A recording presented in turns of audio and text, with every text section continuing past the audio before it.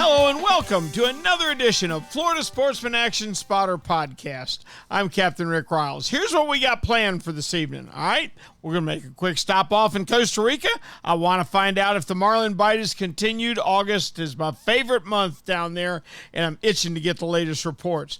Then we're going to come to Florida. It's almost time for the mullet run to start. We are one northeaster away. We'll start up in the northeast corner, work our way down the east coast, work our way up the west coast, and out the Panhandle. Here's what I want to know from the boys tonight. Everybody's ready for fall, but for different reasons all around the state. I want to know what fishery each one of our action spotters are looking forward to as we turn the clock, man. I will not be sad to see August go away. Even though the fishing was pretty good, the heat gets to this old man. This week's Florida Sportsman Action Spotter is brought to you by Yamaha. Reliability starts here. By Shimano, bringing people and nature together. By Tournament Master Chum. Oh, it's the best chum on earth, all right. By Nosara, Paradise Rentals, your dream vacation.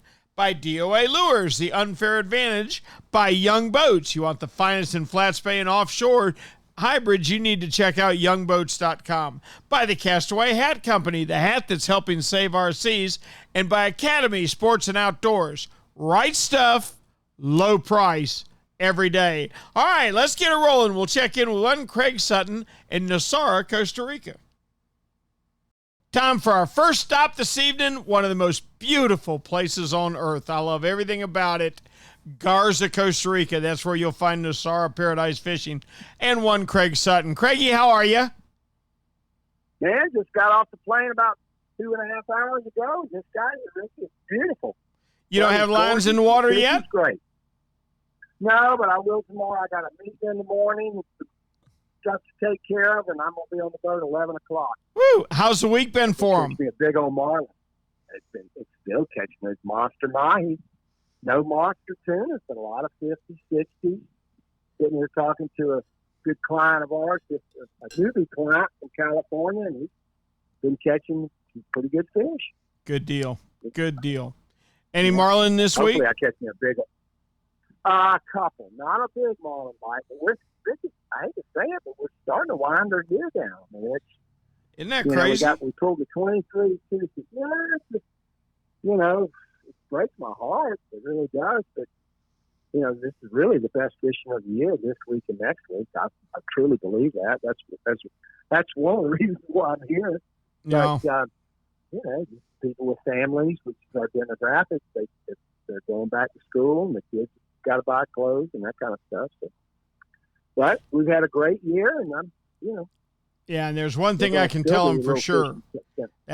That place fills up, and if they want to go down there next year or later this fall, they need to get busy on booking it because that Casa Bonita, yeah. I can't recommend that place highly enough. I would love to be staying there. But it's that's where I'm staying this time. But yeah, we got a lot of bookings for next year. We got a lot of weeks already booked. But yeah, if they're even remotely thinking about coming next year, you need to get on it real quick and get your dates secured. Well, my trip to Minnesota I was going on. I just got a monkey wrench thrown in it, so you can put my son and I down. We'll be back next year. All right. Well, good. All right, buddy.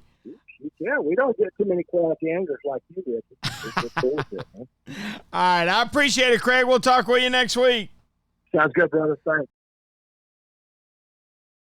Well, it's Northeast Florida time. You know what that means. Captain David Voorhees, the man in charge of every fish that swims in Northeast Florida. How are you, David? Hey, Captain Ricky. Doing good, buddy. But, hey, man, before we talk about some inshore fishing, I heard some pretty good offshore reports this week, even some sailfish.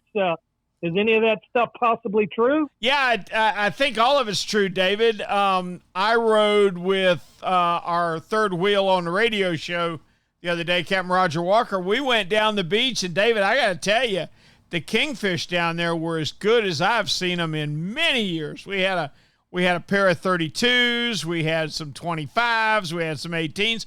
Excellent bite down the beach. And yesterday was Sailfish Day. I talked to a buddy of mine that was fishing up off Amelia Island in a kingfish tournament, And he said, I can't keep the daggum sailfish away from me. Well, part of it, he was harassing me, but he did catch 2 and jump a couple more, I think. So I don't know what's going on offshore, but David, looking back, we're almost at the end of summer. I mean, and I know you have much all the tournaments, the king tournaments are pretty much over with us. Right. Here, and, right? and the ocean, by the way, and is there was some 50 plus pounders caught, I heard, this week also. Sure were. Now, I was a weighmaster for the Fernandina tournament recently, and it took a 51.5, I think, to win that. But it's been a very good kingfish year. There's no getting around that. And I got to tell you, I know that the mullet run is right around the corner. Our Northeaster used to traditionally always come right at Labor Day. Now it seems to get a little bit later every year, but man, things are fixing to change, aren't they? But how's it been this week inshore?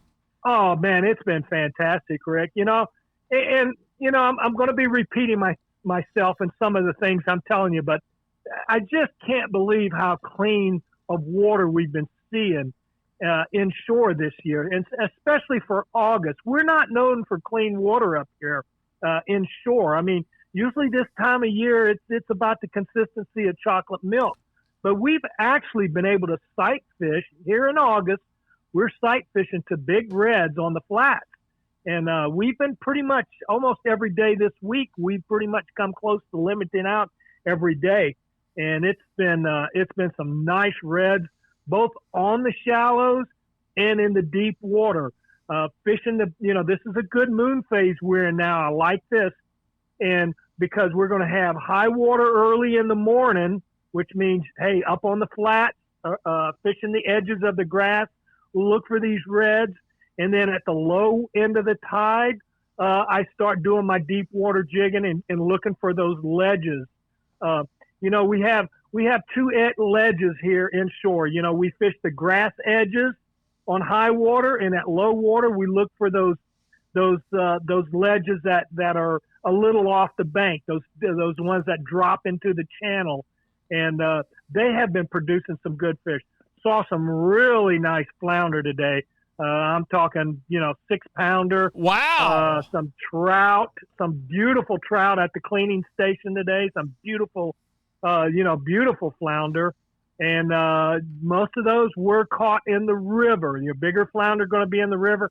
I think you stay in the intercoastal on some of the feeder creeks, you're going to get a lot of flounder, but they're going to be small. But I really think I can't wait for our flounder pounder tournament and to see what gets weighed in. I think we're going to see a really good flounder tournament this year.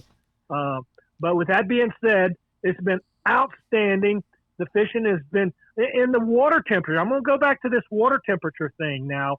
We have not really seen, as hot as it seems, and I saw the heat index today well over 100 degrees.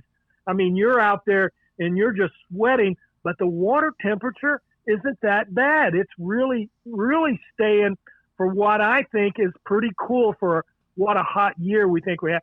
I'll take 83 degrees any day in August when I'm seeing these inshore water temperatures. Yes, sir. Yes, sir. I know exactly what you mean. David, real quickly, because we're running way over here, but real quickly, our first Northeaster can't be far away. The mullet are going to come out. They're going to start down the beach. What are you looking forward to the most for fall? Oh, Rick, I can't wait for it. I'm talking about it already. I love it. I love it. I love it. It's the tailing reds in the grass. Oh, yeah. My favorite thing to do in Northeast Florida. Anybody down in South Florida, if you've never got a chance, take a 4-hour ride up north, a 5-hour ride up north, up into Northeast Florida, and experience it. I'm talking to you fly fishermen. Come up here and really experience this flooded Spartina grass, these extremely high tides we get in the fall, especially in September and October. I love this. And you're going to see these tailing reds in the grass, and you actually get a chance to get out of the boat and do some wade fishing, some walking around on the grass. It's one of my favorite things to do. I love it. I can't wait for it. I'm so excited. I'm looking forward to it. It's right around the corner, Cap. I promise it is. I can tell you the river is so full of bait and so full of shrimp. I watched a guy at the public boat ramp across the river from my house here at the Mayport Road, Mayport ramp, the Michael B. Scanlon ramp, blind casting with a 5-foot shrimp net the other day, and I'll bet you in the middle of the day he had at least half a 5-gallon bucket full of decent shrimp. And so the river's so full of bait, it's unbelievable. Cap, we appreciate it. Can't wait to talk to you next week. All right, Ricky, thanks so much, and I'll see you next week. All right, Captain David Voorhees for Northeast Florida. That means it's Jimmy Ross time. He knows everything going on in East Central Florida. Jimmy, how are you? Doing fantastic today, Rick. How about you? Couldn't be any better. Jim, you step outside at dawn now. It's a little bit cooler. Well, maybe for you guys. A little bit, not a lot, state, Jimmy, but give me a break here. It's a little bit cooler. Little bit. We'll go with that. Well, I'll tell you what. When we do start getting some cooler weather, we obviously get a change in the fishing. But right now we actually have our predecessor to that cooler weather because we've got mullet swimming north up the beach. Oh, good. And we've got red minnows all over the beach. So little red minnows that look like glass minnows, all real tight to the beach right now. So we've still got good numbers of pogey pods in the Panhandle and Ponce Inlet area. So we're getting ready. This is like the precursor to the fall mullet run. And when the fall mullet run kicks in, I mean, it is game on. Everything that swims in the ocean just about is in feeding on those mullet as they're making their way down from the Carolinas through the Florida, through the gauntlet of the Florida waters, I guess you would say, because you don't know if it's going to be a snook on the next cast. You don't know if it's going to be a king mackerel on the next cast. You don't know if it's going to be a flounder on the next cast, or it could be a tarpon. You just don't know what it's going to be. And that's one of the really cool things about the fall time fishery and what those mullet that come with that fall time fishery, what they bring for us. Oh, you're absolutely right. And that's right around the corner. But Jim, I'm going to give away a secret here that a lot of people don't think about. Everybody goes surf fishing. Jim, I don't know enough people that go at dawn. And buddy, I'm convinced if you can do the mullet run at either first light or last light, woo, the predators get more aggressive then. Well, Rick, if you're a guy that likes to throw, artificials, if you like to throw swim baits, if you like to throw flare hawk jigs or bucktail jigs, if you like to throw lipped diving plugs, spoons, or especially my favorite, topwater plugs, let me tell you something. Man, topwater at dawn during the mullet run, I'm not sure it could get any better. No, you got an excellent point. So how was your week this week? This week was really good. We had a lot of tarpon this week, a lot of sharks. One day we went 13 for 27 on sharks, but we only went 1 for 8 on tarpon that day, it was a lot of hookups, a lot of cutoffs from the sharks, and a lot of jump offs and break offs from the tarpon. Now here's the thing with the tarpon. We had the typical, pulled hook, spit hook, whatever it happens to be, that tarpon do. Sure. But here's the other frustrating part about when we start getting all these minnows in the area. We start getting Spanish mackerel. Yep. And Spanish mackerel like to chase fishing lines that are cutting through the water at a rapid rate of speed because they think it's something trying to flee. And so what we were experiencing this week with a lot of our tarpon cutoffs was that, and actually with some of the shark cutoffs, was that where the line was cutting through the water, the Spanish would start attacking it and cut the line right there with their sharp teeth, and then the fish would get away.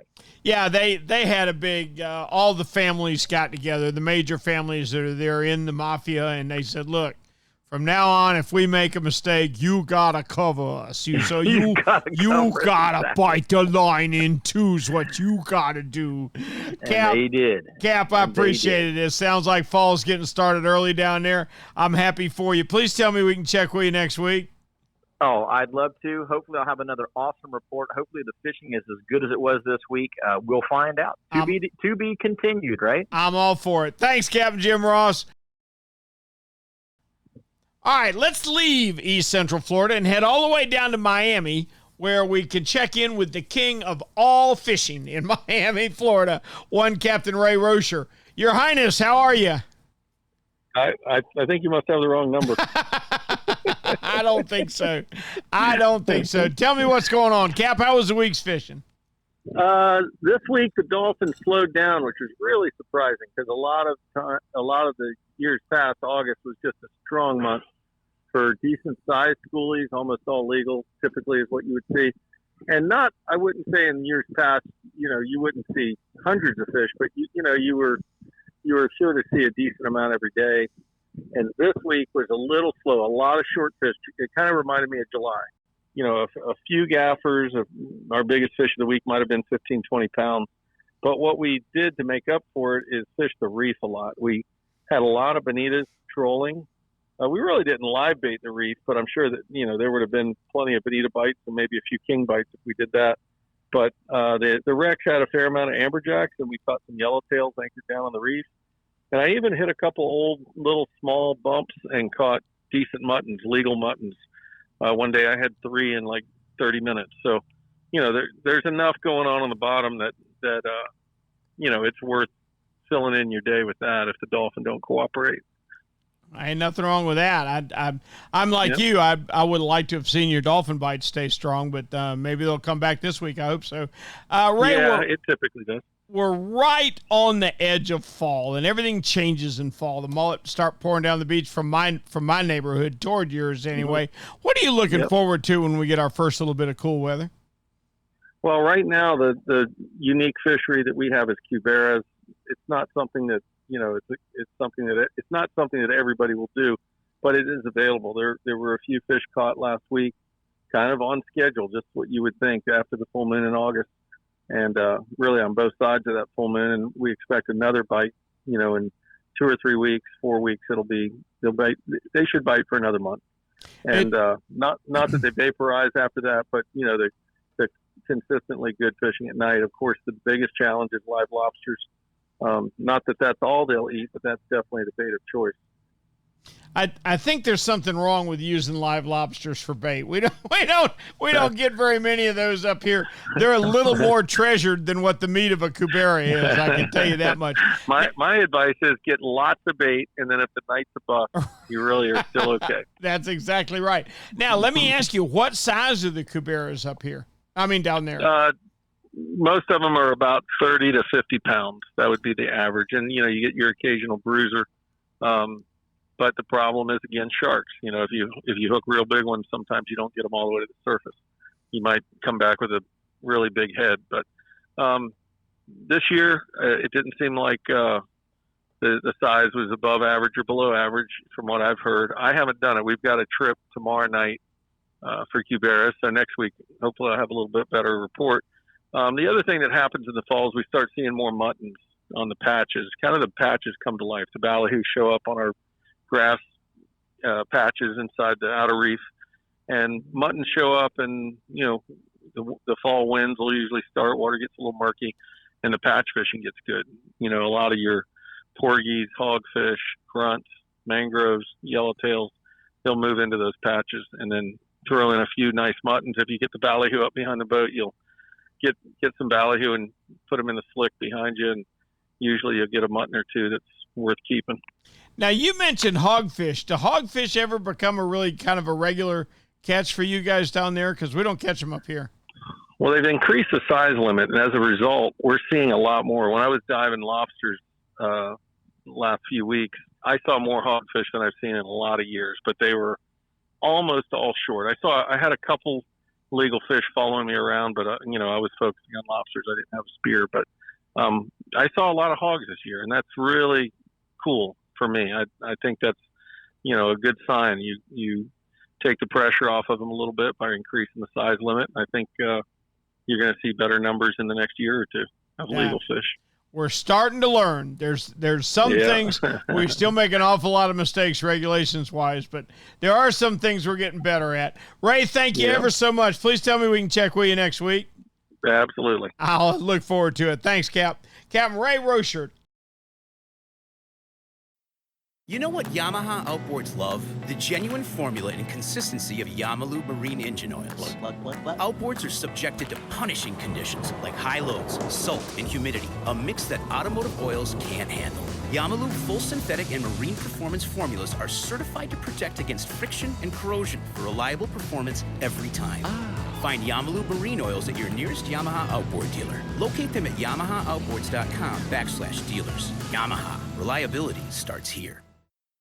Hey, Raj, being consistent is the mark of a quality product. If you've been Florida's #1 chum for over 10 years, there's got to be a reason. For 10 years, Tournament Master Chum has lived up to its name. That's why more tournament pros insist on Tournament Master than any other chum. It's the only chum with menhaden milk mixed right in. That means it gets the scent out faster and deeper than any other brand of chum. It comes in a grind size for every species from kingfish to catching bait. Your fishing time is way too precious to use second-rate chum. Bring the action to you by insisting on Tournament Master Chum. It's worth every penny.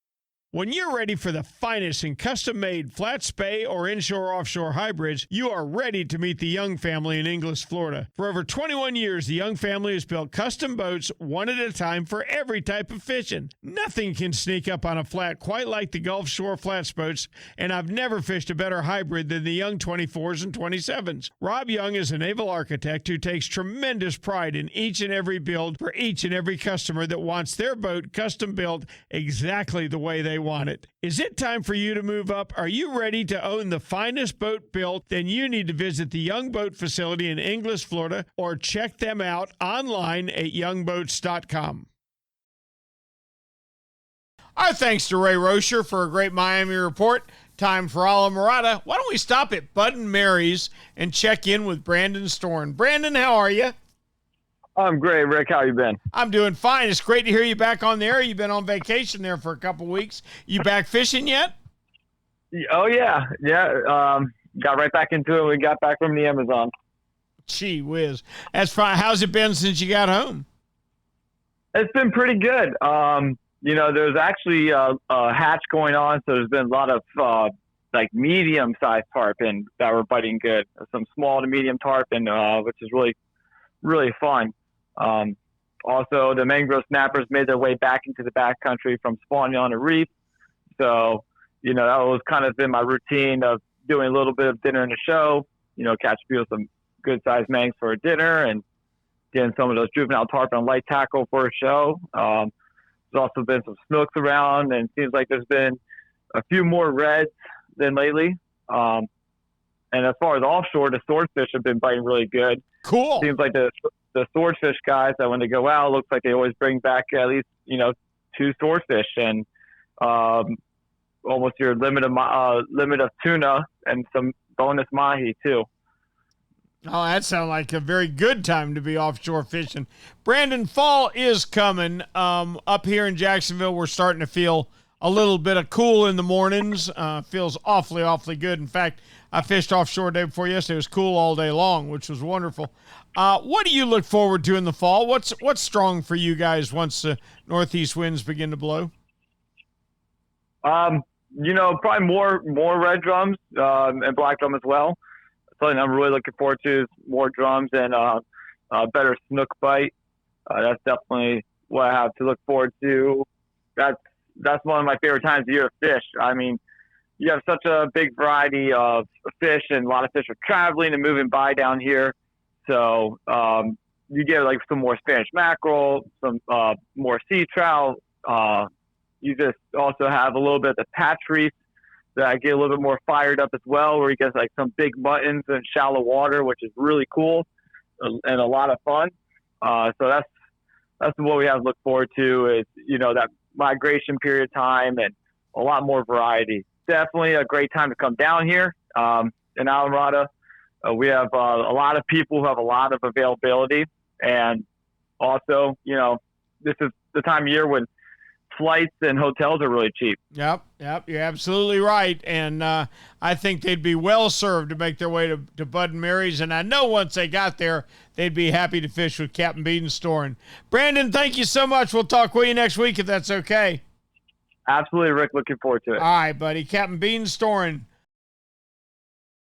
Andy, well, listen, we had to go through all 10,000 islands to find him, but we did. Captain Steve Dahl, how are you, buddy? You found me. Yes, sir. Don't try. You can't hide from us. You can't hide from me, buddy. I'm aware. Tell me what went on this week in 10,000 Islands. Pretty good. We haven't had a lot of rain, and so that kind of allowed, our weather to be a little bit stable, and allowed some of those offshore boats to really get out there, and they did a bang up job. A lot of grouper, both reds and gags to be caught, and some really nice mangrove snapper. I mean, good football size, consistent football size ones, with some fish pushing that 5-pound mark too. So lots of wedge fishing. When I always talk about wedges in our area, they're real subtle. It could be a couple feet, but they hold fish. And so that's really been the kind of the gist that we've had with the offshore stuff. We've and they're not really terribly far in our region. You definitely got to run a little ways to get some deep water, but we're catching fish in 40 to 60 mile range. So it's not like these marathon runs that you have to make, but those are the bigger fish. Certainly some fish to be caught in that 20 to 30 mile range as well, but it seems like those bigger fish right now are coming, especially these bigger snapper are coming in that 40 to 60 mile range. So a lot of cut bait stuff, pretty simple bottom fishing. The yellowtails are certainly out there too. You got to obviously chum them up a little bit and float some cut bait back naturally with the current, kind of figure out which way the current's going, and just kind of free line some baits after you get them chummed up to the surface. But other than that, it's been a pretty good bite, and our weather's looking pretty good throughout the week, so we'll see how it sustains itself. Gotcha. Outstanding. I tell you, it's been a blessed summer weather-wise. I mean, we've had enough rain. We haven't had too much. Our water up here in Northeast Florida very clear, and of course we've been knock on wood. We've been spared those big spinning things that come after us every now and then, and I'm sure glad of that. I hope that holds for another month or so. The tropics stay quiet. As we get into fall, Steve, what are you looking forward to? We first get that little bit of that cool weather and the baits on the move and all. What's your main body of fishing then? It's our area is, really indicative of our inshore fishery in the fall. Everything is really fired up. The main fish is the redfish. We kind of wait all year for the redfish to kind of set up in schools off the outside islands. And if you kind of look at our region spanning, eastward from Marco Island, and it's almost kind of on a southeast orientation. And it's pretty much every outside point will hold schools of redfish. And we've talked about this in years past, but the reality is it's an exciting time because, they're bunched up, they're big. The first wave of them generally aren't big, but they generally are big.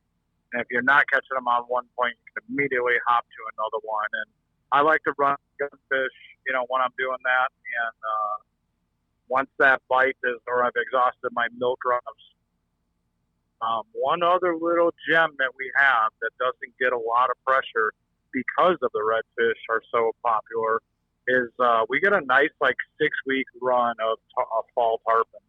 Mm-hmm. And just, all the pressure in our area always happens obviously in the springtime, early summer. And then obviously with this focus being on the redfish, throughout the fall in our area, everybody forgets that we have an amazing tarpon fishery. Albeit a shorter season, it's just as good as the spring season, if not better, in my opinion, because it just doesn't see the pressure. So don't forget about the Silver King come fall in our region. Gotcha. Excellent report. Excellent forecast of things to look forward to. Please tell me we can check with you next week, Steve. Oh, I can't wait. Looking forward to it. I'll talk to you then. Captain Steve Dahl from 10,000 Islands. Now, it's time to move up to Southwest Florida, but before we do that, let's get a word from D.O.A. Fall is just around the corner, and how many of us have been waiting for the magic of the mullet run to start, with literally miles of mullet moving along just about every area of Florida coastline? What you need to cash in on the tarpon, snook, reds, trout, and flounder in our area, or feasting on the poor fingerlings, is the perfect mullet imitation. Well, for my money, you can skip all the high-dollar made-in-China mullet imitators. For me and all the podcasters I've talked with, the perfect mullet imitation is made right here in Stuart, Florida. It's the D.O.A. Bait Buster. Mark Nichols, the owner and manufacturer of D.O.A., spent years designing different bait busters to swim shallow, medium, or deep. What makes Bait Buster so special? I think it's the tail. If your bait buster is moving, his tail is flapping, and no predator can resist that tail swimming in his face. The D.O.A. Bait Buster, the perfect mullet run bait. Our thanks to Steve Dahl for a great 10,000 Islands report means it's time to move into Southwest Florida and check in with Mr. Snook Stamp Charters himself, Greg Stamper. Greg, how are you? I'm doing very well today, Rick. I am too. Tell me what's going on in Southwest Florida. Well, the hot continues, and of course it's going to continue for another month and a half or so, which is just fine. If you get out early, we had some really good weeks. We had some really good water this week where we had some nice tides early in the morning, which really makes a nice productive day. We did jump quite a few juvenile tarpon. They were very happy for us. It was really nice to start touching them again instead of just looking at them, flip the nose up at us and decide that they want to eat, which is nice. They'll do the that. Redfish bite, yeah, they will do that, Rick. The redfish bite was okay overall, nothing crazy. We did catch some smaller fish this week, which is really, really nice for us to see a couple fish that are 18, 19, 20 inches. We haven't seen very many of those for many years, and I'm hoping that we see more. And then the snook bite continues to be good early in the morning along our beaches before all the crowds get out there. The offshore guys killed it this week. They caught everything, Rex. They caught big gags. They caught blacks. They caught reds. They caught all the snappers you wanted. They're doing really well out there. And the guys that are getting out far, 200 feet, are getting into some big blacks. I'm talking fish that are 50, 60 pounds. How far to 200 feet off of your coast? Oh, it's not that far. It's only like 90 miles. It's not that far. Yeah. Okay. But golly, it's so funny to hear how things have evolved over the years. Greg, when I first got my license, that was 79. You're going to go to BR? Yeah. We're gonna, you realize that's 28 miles of open ocean, don't you? Yeah, I know, but I've paid my life insurance and I kissed my wife goodbye and I've prayed for safe passage and here we go. And I like good fishing. Yep, that's right. Hey, fall's right around the corner. What's your go-to fishery in the fall? What do you focus on? Well, we have different parts of our season in fall, but really the first part of it that's really exciting is that huge migration push of the tarpon that come down our beaches. A lot of different things come with them too. Some of the things that we talk about, like the triple tails, cobias, and stuff, will be along with them because the bait's pushing south. But really, what I look forward to more than anything, Rick, is in the back bays. They do call it Red October for a reason, and we'll have a lot of redfish. They will be piled up in schools. We'll be able to target these fish in good numbers early in the mornings before the boats blow them out and push them around. And that's a lot of fun. Topwater artificials, etc. Outstanding. I tell you what, just cross your fingers. It won't be long. I can tell you that all the way up here in the northeast corner of Florida, the mornings are cooler. It feels good. It's coming. I can't wait for it. Thank you, Greg. We appreciate it. All right. You got tight lines, Rick. Yep. Talk to you next week. Our thanks to Greg Stamper for a great Southwest. That means it's West Central time and one Ray Markham. How we doing, Cap? Fantastic. Me and thee. What's going on in West Central Florida?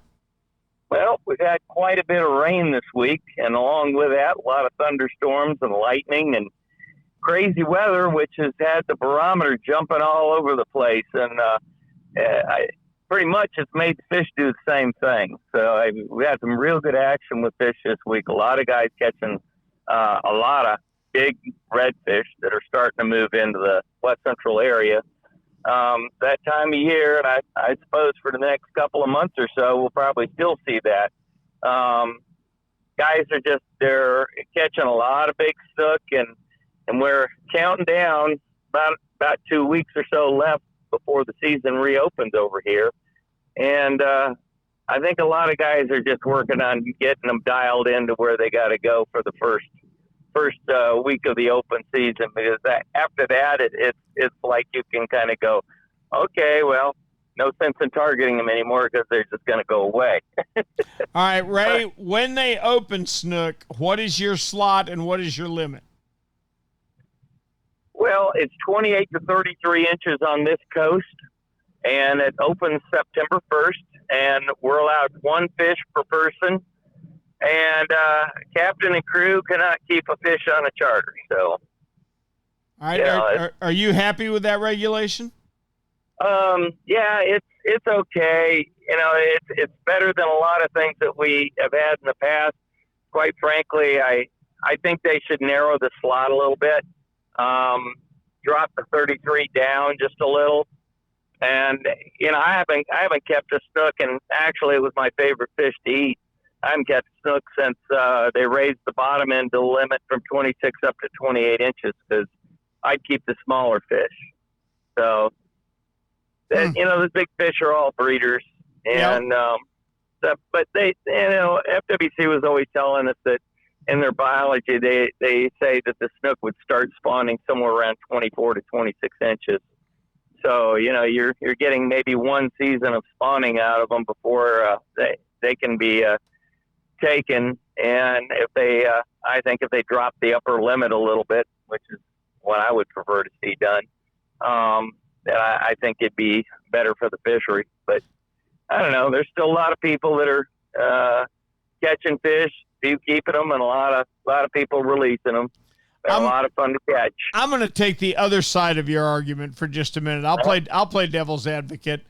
We're going to have a lot of snook in the years that they don't freeze and we don't get a bad red tide, and we're not going to have a lot of snook when we do get a freeze or we do get a red tide. I think we lose a lot more snook to natural factors than we ever do than what gets pulled out of the slot. Do you agree or disagree? I think you're probably right. You know, there's always release mortality, but with snook, they've all told us that, you know, that it's minimal by comparison to other species like a trout. Mm-hmm. I mean, trout are pretty fragile. So, I mean, I just wish that they would make it a mandatory thing if you're using natural bait to make sure you use circle hooks. That'd be another good move. Reduce that mortality, but releasing those fish that are getting hooked a little deeper than they should be, you know? I agree with that move wholeheartedly. I sure do. Ray, go ahead. Yes, sir. Go ahead. Well, I was just going to say the offshore fight's been really good. The mangrove snapper action has been off the charts. Nearshore, offshore, inshore, guys are catching them everywhere. So it's been good. Good deal. Ray, as always, we appreciate it. Please tell me we can check with you next week. Yes, sir. All right, buddy. Look forward to it. Thanks, Ray. All right, thanks to Ray Markham for a great Rest Central. Now let's dial the office. Hello, is this the mayor of Homosassa's office? Hello? Yep. We're it's located right here at the four-way stop in the middle of town, and just out here on golf cart patrol and gearing up for tomorrow's charter. So we are speaking with Mr. Mayor himself. Is that correct? That's correct. That is he. One Captain William Tony. You can't beat that. William, tell me how your week's fishing been. You know, it's been pretty good, Rick. You know, it's still summer. So, you know, I was best bet, I can tell you, inshore, you want to target redfish on an incoming tide. Don't bother with shrimp. The only time I use shrimp on redfish right now is to use a little piece of shrimp to catch a pinfish. Right. Either a 2 to 3 inch one live on the hook, or if it's a bigger hand-sized pinfish, I'm cutting them up into 3 chunks. And a lot of those fish are, you know, up underneath and still on that incoming high tide. You got to pitch that bait up under the mangroves. Now, I have seen a couple schools, so, you know, it's about that time of year where they should start showing up. So when you see shorelines with a lot of porpoise working mullet or just a lot of mullet jumping, those are the areas you want to target. All right, William, I got a question for you. I got 3 baits laying here. I've got cut pinfish, I've got cut mullet, and I've got cut ladyfish. Which one you reaching for? I'm going with the pinfish. How about that? I love the cut mullet. Works really well, but the thing with the cut mullet, it's a very thick bait. So normally when I use cut mullet, it'd be 1 fillet, and I'd cut it up. So you got 2 fillets. I'd cut the chunks then, but it leaves one side of exposed meat. So the pinfish get on it, and you got a big old piece of flappy skin hanging on your hook. Ladyfish the same way. What I like about the pinfish, when you chunk them up, you got skin on each side, which is a deterrent from all the pinfish, and it seems to last a little bit longer. And one thing I believe, you catch those pinfish in the area that you're fishing, those fish are accustomed to that smell of that particular fish. Just as we were to move to a new neighborhood or someone else's house, it's not familiar. Our smells are everything about it. So you catch those pinfish at the spot that you're fishing. I use a little tiny hook, catch them right there. Don't have to buy them, and it's a good, easy bait to use. That's way cool. Except one of them is going to look at the other and go, "Hey, you're eating Steve. Knock it off already." Exactly. Yep. William, as we get into fall, what are you looking forward to? I'm looking forward to the inshore grouper bite. You know, that water temperature is prime when it reaches about 74 degrees. Okay. A lot of those fish will come from offshore. Speaking with some of our offshore guides, they're heading out at about 40 to 45 foot right now. Pretty good run. It's real hot. So those fish are offshore now. As that water temperature starts to cool, as we get into September and October, a lot of those fish will come in and follow the bait schools right up into 4 to 6 foot of water, where if you ever want to have the chance of catching one on a casting plug, I'd say mid-September through mid-November is your prime time. Fantastic. I tell you what, when it's 74 degrees, you let me know. I'd drive over there for that in a heartbeat. All right, it's going to be time for us to get in the woods soon, so please tell me we can check with you next week. We'll be 1 week closer to hunting season. Absolutely. I went and checked my feeder today, and as I walked out the trail to it, I had a nice buck jump off through the woods and scare me, and I said, well, it must be working. There you go. There you go. Thanks, Cap. Our thanks to William Toney for a great report. Life's always good in Homosassa when you're the mayor. Now let's pull over into the northwest corner and check in with Captain Kevin Lanier. How we doing, sir? Hey, Captain Rick, we're doing just peachy here in the Florida Panhandle. We're peachy in the Panhandle. Glad to hear it. How's your fishing been this week? Fishing's been okay. I wouldn't put it as a stellar Chamber of Commerce fishing week, but it's been okay. There's more cobia still showing up. Good.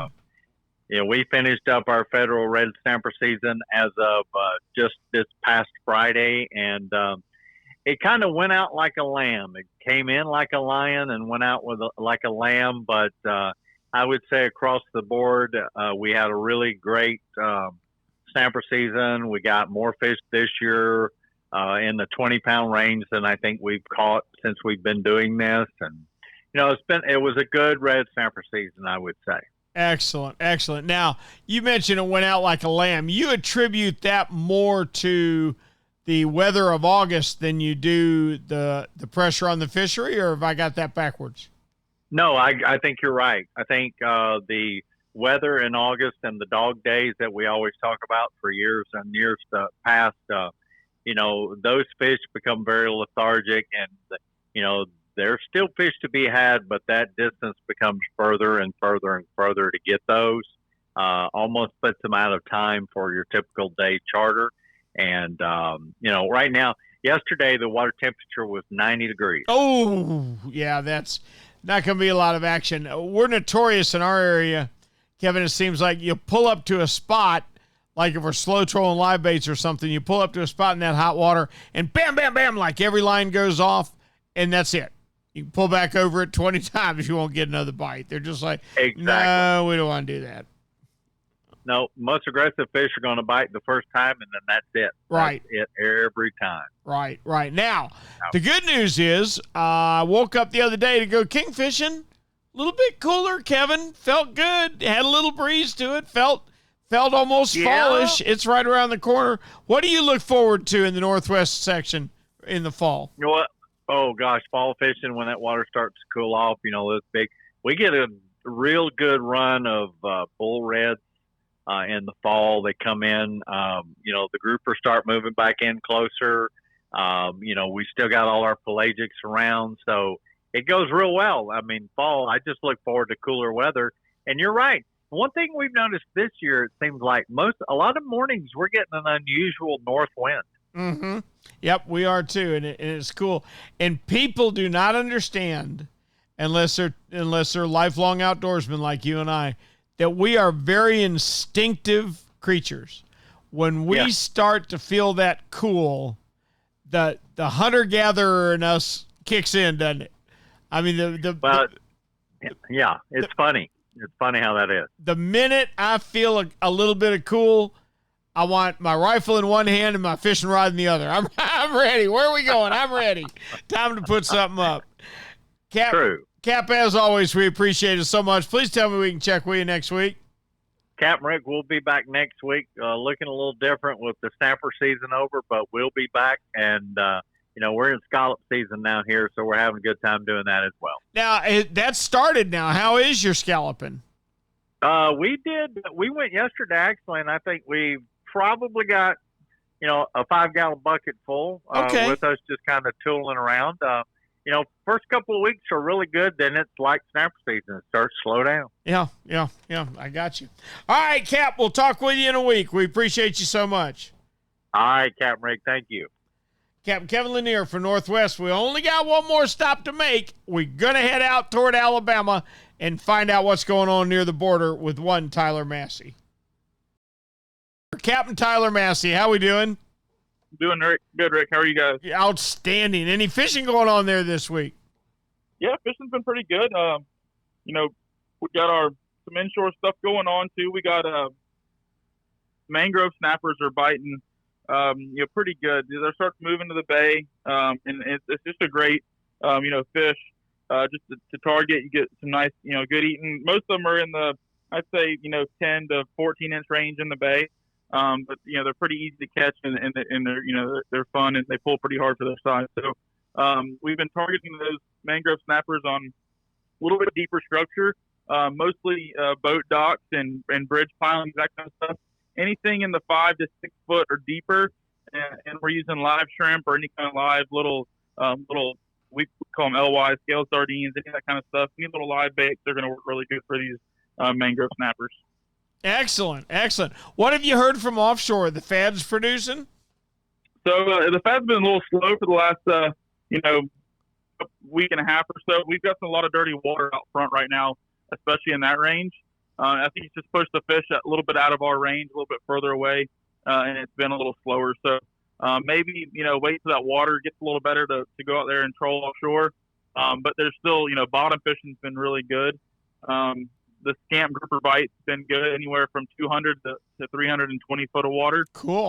Fish on rock, out there in that depth, and we're using live baits right on the bottom for those guys. Cool. So that's been a good target for the offshore bottom fishing. Is that your favorite offshore bottom fish to eat?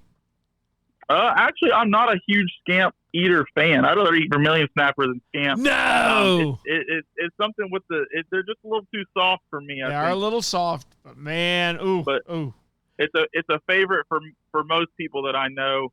I guess I'm just the oddball there. That could be. Captain Tyler, that's a great report. Now, let me ask you one more quick question. Fall's right around the corner. Your mullet run's going to start. All this is going to go on. What do you look forward to in the fall? One of the fall fisheries, inshore fall fisheries that I just love is the redfish. We get a lot of big bull reds, the oversized slot fish, and a lot of keeper slot fish too. And that's just pretty consistent and a lot of fun to catch these redfish. And they move in pretty good numbers here in the next month and a half or so. Gotcha. Cap, we appreciate it ever so much. Please tell me we can check with you next week. We'll be here, Rick. We'll see you. Okay. Captain Tyler Massey from all the way out near the Alabama border. Now, before we wrap up, let's get a word from Academy Sports and Outdoors. Academy Sports and Outdoors has come to Panama City, and man, they are loving it. Listen, if you're in the Panama City area, You need your rifle bore sighted. You need LP refilled. You need line on your reel. You need your rod and reel worked on. Whatever you need to get better in the outdoors, they've got it. Now, it's a time of year where we start to transition from fishing into hunting too, and hey, they're way ahead of the game. They've got everything you need to become a better outdoorsman. So not only you Panama City folks, wherever you are, you want a big advantage over us old guys that had to learn it on our own, hit Academy Sports and Outdoors. They've got the right stuff, low prices every day.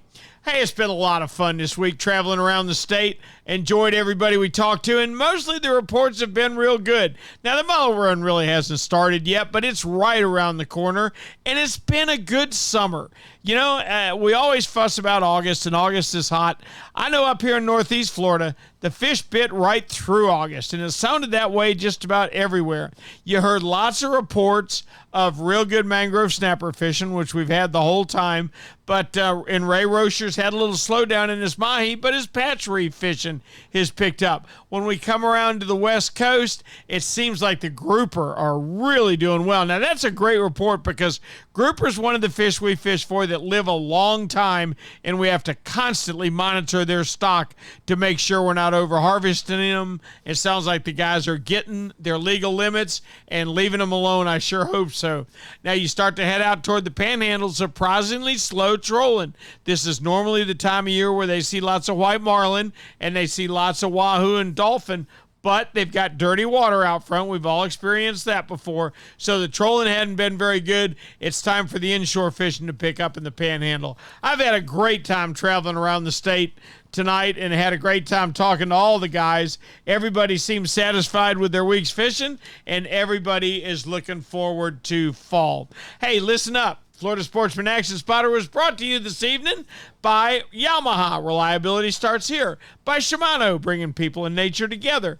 By Tournament Master Chum. Oh, it's the best chum on earth, all right.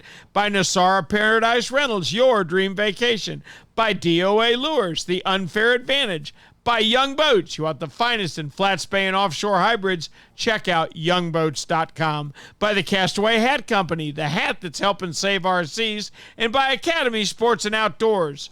Right stuff, low price, every day. I sure hope you're enjoying these podcasts. If you are, please let me know. You can reach me at rick@floridasportsman.com. Easy enough. Or go to the Florida Sportsman Facebook page. And if you've got a question you'd like to hear our experts comment on, send it to us. We'll get it out there. We've done that several times already. Until next week, for Florida Sportsman Magazine, I'm Captain Rick. I'll see you on the rip.